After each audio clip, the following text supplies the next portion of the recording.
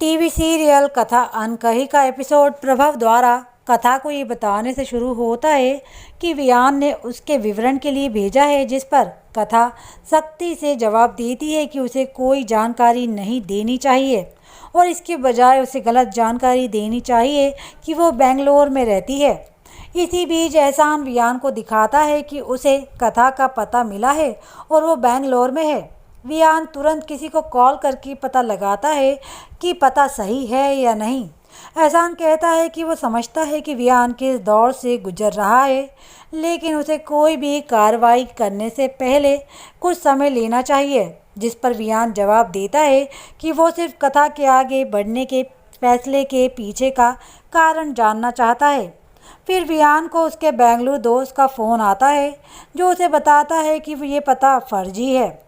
वो तुरंत मिलने जुलने वाले मैनेजर से संपर्क मांगता है, उसे कथा के बारे में पूछता है और उसे पता चलता है कि कथा सेंट्रल कैफ़े में काम करती है।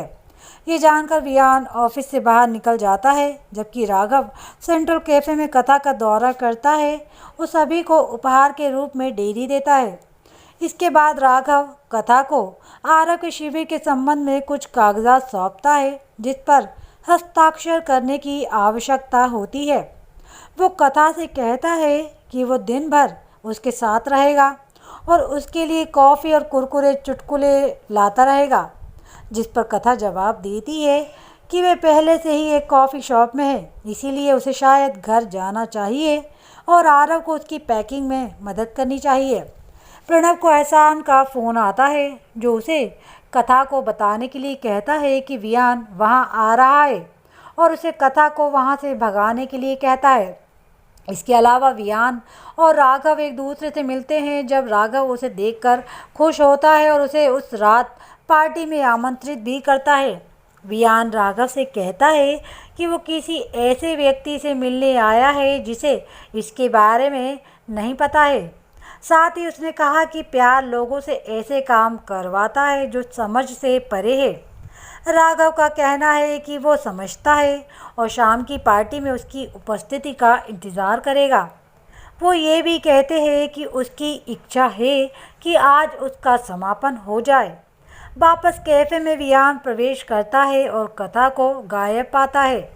वो प्रणव के पास जाता है और पूछता है कि उसने उसे गलत पता क्यों दिया और उसे बात करने से रोकते हुए पागलपन से प्रणव की ओर देखता है। वो कहता रहता है कि उसने कथा की आंखों को देखा है और इसीलिए उसे यकीन है कि वो आगे नहीं बढ़ी है, लेकिन प्रणव कहता है कि उसे कथा के ठिकाने के बारे में नहीं पता सकता। कथा के प्रवेश करने पर वियान क्रोधित हो जाता है और उसका कॉलर पकड़ लेता है और प्रणव को छोड़ने के लिए कहता है। कथा उसकी दिशा में आगे बढ़ती है और कहती है कि वो आगे बढ़ चुकी है और इसीलिए वो उससे मिलना नहीं चाहती।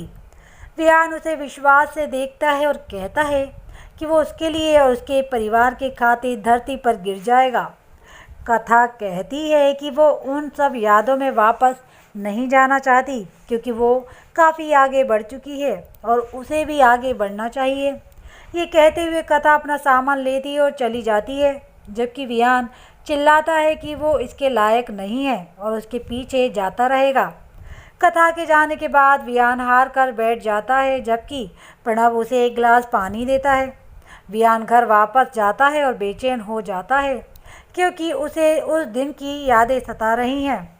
वो कथा की एक तस्वीर देखता है और कहता है कि इस फैसले के कारण वे दोनों बर्बाद हो जाएंगे।